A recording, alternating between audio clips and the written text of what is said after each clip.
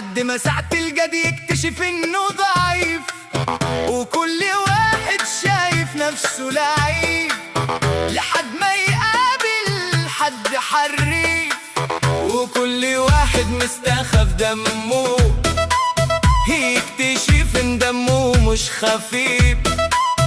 واللي قاعد يصنف الناس يزعل لما يدخل في التصنيف.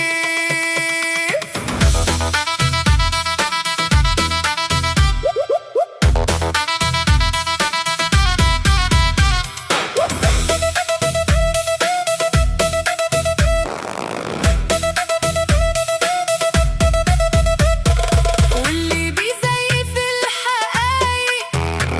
هيصرخ من الألم لما يطولوا التزييف، واللي بيألف حكايات هيطولوا الكذب والتأليف، واعلم يا ظريف إن بعد المصلحة مش هتلاقي لك حليف، والغريب انك هتكتشف انك لا ظريف ولا خفيف ولا لطيف يا لطيف.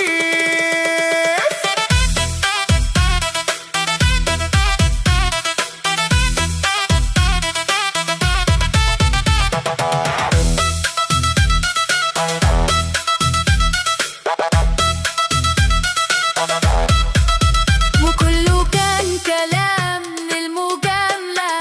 لحد ما يلهف منك الرغيف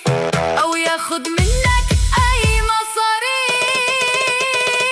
وافتكر انك لا قوي ولا ظريف ولا حريف، وانك في الدنيا مجرد ضيف، وأهم حاجة